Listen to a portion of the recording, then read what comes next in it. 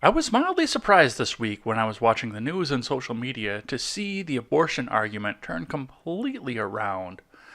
What started last week as a lighthearted take on a temper tantrum by a mostly failed Hollywood actress has quickly changed into one of the most polarizing stories of the year, and definitely of the last few weeks.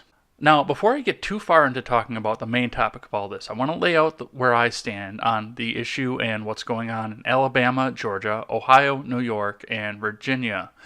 And I don't believe there should be any federal say in any of this. States have the 10th Amendment for a reason, and lawmakers in the states should be deciding how to regulate people's lives, moreover so than the federal government. I have long held the belief that anybody who makes a law regarding your life should have to look you in the eye in the grocery store after he makes the law. But recent events that have surrounded this argument with abortion could possibly push me into the pro-life camp. I don't want to go there just yet, but a lot of these events I'm going to talk about really could push me over there. Since I don't live in any of the states that are currently in question right now, none of this really should pertain to me, but I decided I wanted to make this video today because of the reaction that has come to many of the people who are more pro-life and more federal control on the abortion issue. And I'll talk about the indirect reaction in a moment because that is almost as disturbing as what I saw coming out of social media towards pro-life people this week. But what I want to take some time and talk about is what the media has been ignoring in the wake of all of this. Now, the activist and progressive left in this country has made it no secret how they feel about the existence of people who oppose their agenda. And Jim Carrey put out a very disturbing cartoon this week showing Kay Ivey being aborted. And there were a lot of people on board with this. There were a lot of posts on social media talking about Kay Ivey herself being aborted. We can't look at Kay Ivey's personal Twitter or direct messages, and I'm sure a lot of that is blocked out or muted, so she probably doesn't see a lot of the calls to action to her.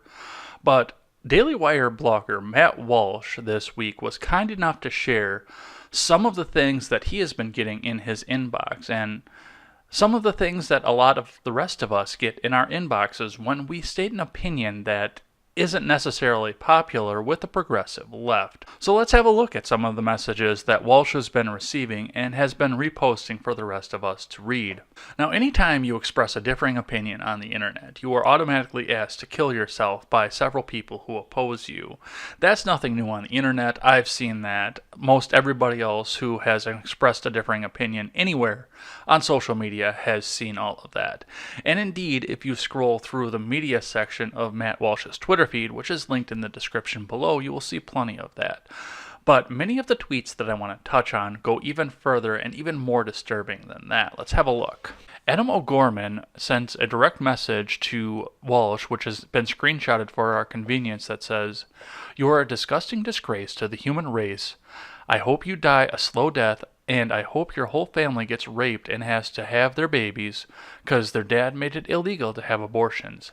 You're a fucking coward, and I hope someone fucking kills you because you deserve to die, you piece of shit."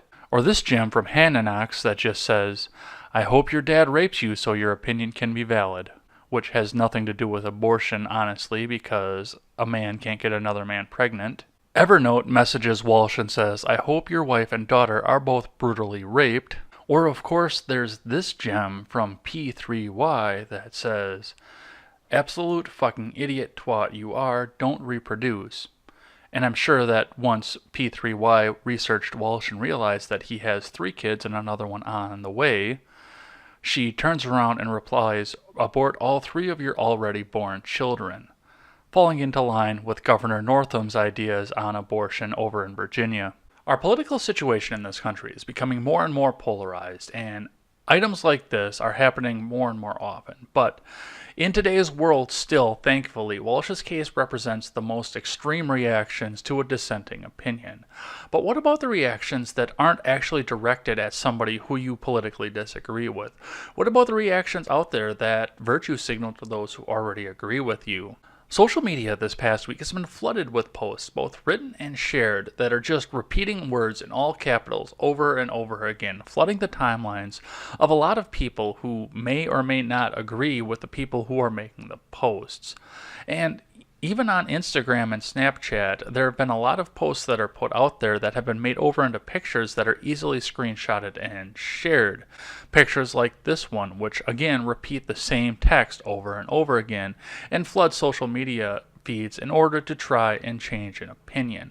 Unfortunately, I look at things like this and I don't necessarily see a political action or a call to action. All I see is a temper tantrum from a young entitled millennial, somebody who hasn't found a way to get out there and make a direct action, somebody who just wants to scream to try and make his opinion known. As I stated before, as of this recording, I still stand firmly against a decision on abortion coming from the federal government. This decision should remain at a state and local level, and that's part of what has made Roe v. Wade such a problem, is that states can't regulate what is best for their citizens based on their actual citizens' needs.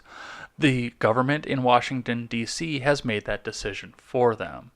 But the laws that are coming across these states seem to be targeting a change in this. When I look at a law like the law that recently passed in Alabama, I look at the fact that it goes directly against Roe versus Wade, and I feel like it was almost intended to do just that. This law is almost immediately going to be challenged as soon as it goes into effect, if not before. And at that case, it's going to go up to Alabama's state Supreme Court. From there, whichever party loses is going to take it to the U.S. District Court, and whichever party loses at that end is going to take it back up to the Supreme Court. Thereby, it is going to reopen the concept of Roe versus Wade and possibly open the door to getting it overturned. Now, if Roe v. Wade is overturned, it doesn't outlaw abortion outright. It just kicks the decision back to the state, which I have said over and over again is where everything belongs. When the decision makes it down to the state level, the states can decide what is best for their constituency and what is best for the state in general. And in cases where the states get the final say in things, you will get laws like the law in Alabama, which outlaws abortion outright no matter what the case is. But you will also get laws like the law in Virginia, which allows you up to 2 weeks after the birth of the child to decide whether or not to abort. What do you think about the laws that are going into place across the east coast of the country, both for and against abortion? And what do you think of the calls to action that have taken place against personalities like Matt Walsh? I always welcome a thoughtful and positive discussion in the comment section below, and especially over on Twitter.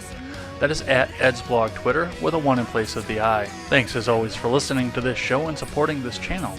And remember, never take the words of bloggers, podcasters, or journalists as gospel. Find all the facts and draw your own conclusions. Take care. You're always there for me in my best hiding place. I'm not